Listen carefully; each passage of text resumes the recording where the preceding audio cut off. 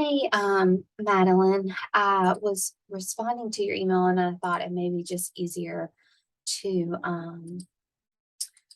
write it out and do a little video for you. All right, so you were correct. You did get number 10 correct. It was actually 9 and 11 that you missed, and I just typed in the wrong answer.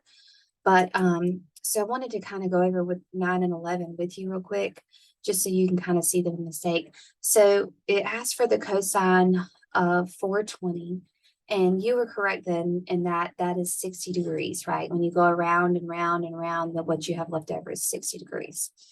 If you think about your unit circle, this ordered pair on the unit circle is actually going to be this 1/2 square root of 3 over 2, okay?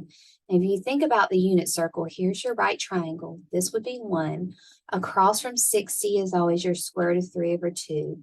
And then across from 30 is your 1/2, okay? I think you did your numbers a little bit wrong on this, and that's why you messed up. So think about cosine, right, as sa, ka, toa, right? And we're looking at this one. And so we want adjacent over hypotenuse here, which would be 1/2 over 1, which equals 1/2. You put 1/3 there.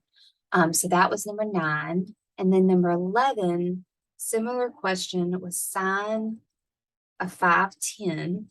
Okay. If we do that over and over again, what you're going to be left with is 30 degrees here. Okay, and we make our right triangle again. Across from 30 is 1/2, and across from 60 is square root of 3 over 2. And then you need to also look at what quadrant this is in. These are both negative because this ordered pair is in quadrant 2. Okay, so a negative x and, well, excuse me, a positive y, sorry. Not but quadrant 3 is negative, negative.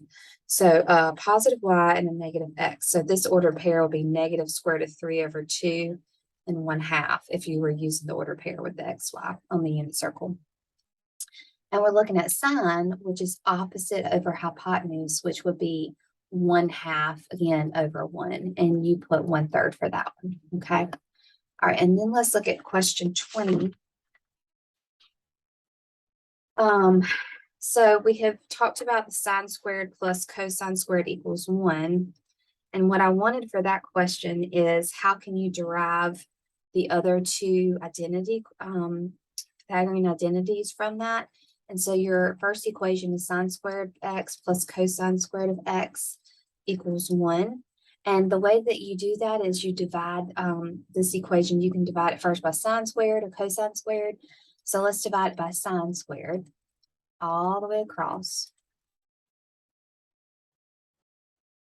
And so what happens is this becomes 1. This becomes cotangent squared, which is also an identity. And this becomes 1 over sine squared is cosecant squared. And so this is what I wanted to show. Okay, this is one of your Pythagorean identities. And then you can derive the other formula by dividing it by cosine.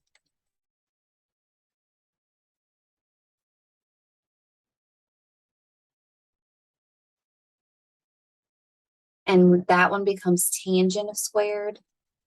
This one becomes a 1, and this one becomes secant squared.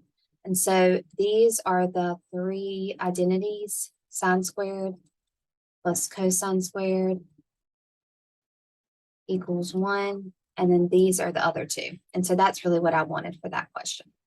Let me know if you have any other questions, and I will be happy to help you. Thanks.